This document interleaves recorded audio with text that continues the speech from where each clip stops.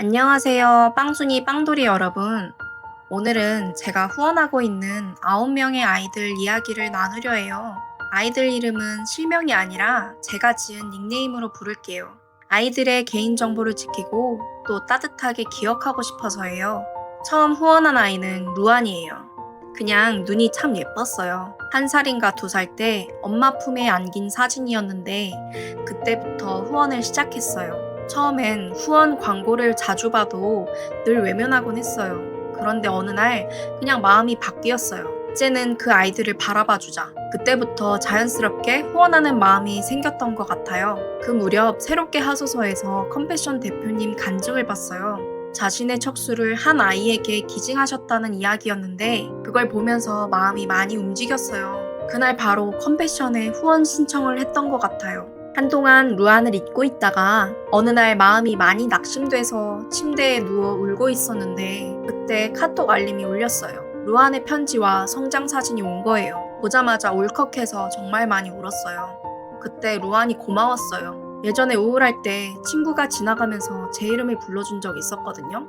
그 한마디가 이상하게 힘이 되고 빛 같았어요. 루안의 편지와 사진을 봤던 순간이 딱 그때와 비슷했어요. 그 후에는 제가 그림도 그리고 제 사진도 보내고 편지도 쓰기 시작했어요.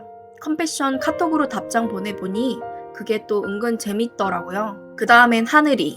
이름이 특이해서 그냥 마음이 갔고 자연스럽게 후원을 시작했어요. 그리고 따봉이랑 정리왕은 같은 시기에 동시에 후원하게 됐어요. 이름도 비슷하고 사는 곳도 같아서 그런지 왠지 둘이 형제 같다는 느낌이 들었어요. 그래서 그냥 함께 후원하게 되었어요. 둘 다 귀엽고 따봉이의 편지는 부모님이 대신 써주지만 그 안에서 아이의 마음이 느껴질 때가 있어요. 후원자님이 어떻게 사는지 궁금해요. 편지를 기다려요. 그런 문장들을 보면 참 기분이 좋아요. 그래서 편지 읽는 게 작은 즐거움이 됐어요. 제가 돈이 많거나 여유로운 편은 아니에요. 그냥 그런 마음이 생겼어요. 아마 주님이 주신 마음인 것 같아요. 그리고 그림이는 미술을 좋아하는 아이예요. 그 전까지는 5아이가 부모님 대행 편지여서 이번엔 직접 편지를 주고받고 싶었어요. 그래서 글을 쓸 줄 아는 13살 아이로 선택했어요. 그림이는 중학교에 다니고 미술을 좋아하고 단체놀이와 이야기 듣기를 좋아하는 아이예요. 사실 사랑은 바라지 않는 게 맞다고 생각하지만 이번엔 제 마음과도 솔직히 합의하고 후원을 결정했어요. 센터 환경상 편지를 자주 쓰긴 어렵다고 들었지만 언젠가 아이들이 글을 배우고 여유가 생기면 서로 더 잘 소통할 수 있겠지? 그렇게 생각했어요. 담비는 국내 아이예요. 청각장애가 있지만 운동도 공부도 열심히 하고 먼저 편지를 보내줘서 고마웠어요. 튼튼이는 남자아이인데 장애가 있어서 마음이 아팠어요. 사진 속 밝은 웃음이 좋은데 그냥 아프지 않았으면 좋겠어요. 보라별은 우간다의 아이예요. 보라색 원피스가 참 잘 어울렸어요. 우간다를 후원하게 된 건 새롭게 하소서에서 우간다 선교사님 간증을 본 뒤였어요. 그분이 그러시더라고요.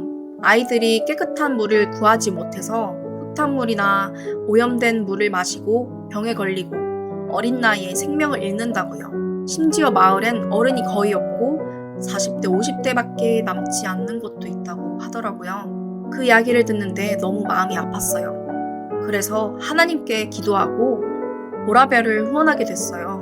보라별이 밝게 자라나길 바라고 있어요. 그리고 최근에는 9번째 아이 후원하게 됐어요. 그 아이는 부모님이 모두 떠나고 할머니와 여동생과 함께 살고 있대요. 그걸 보는데 하나님 말씀 한 구절이 떠올랐어요. 고아와 과부를 보살피라. 그제서야 깨달았어요. 내가 지금까지 후원한 아이들 중엔 고아가 없구나. 그래서 하나님께 기도했어요.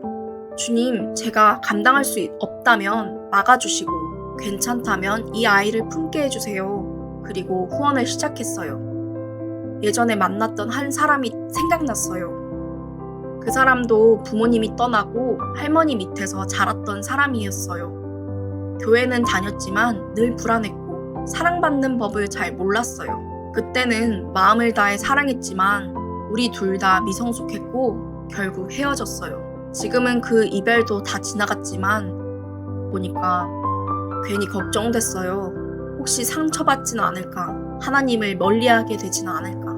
그래서 이번엔 제 마음속으로 결심했어요. 얘는 절대 그렇게 되지 않을 거야. 행복하고 건강하게 하나님의 사람으로 자랄 거야. 예전에 팀원 한 분이 이런 얘기를 하셨어요. 후원했던 아이가 나중에 해적이 됐다더라.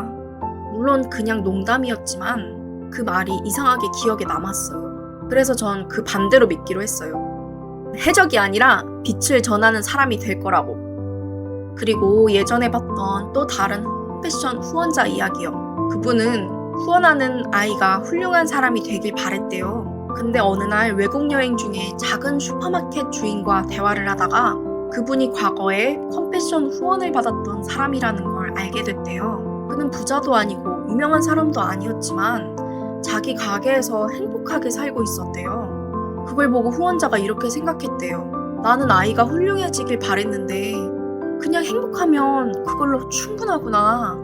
저도 그래요. 아이들이 다 행복하고 자기 삶을 잘 살아가면 그걸로 충분해요. 루안 하늘이 따봉이 정리왕 그림이 단비 튼튼이 보라별 그리고 이 9명의 아이들이 모두 건강하고 행복하게 자라났으면 좋겠어요. 그리고 하나님이 그 길을 지켜주시길 바래요.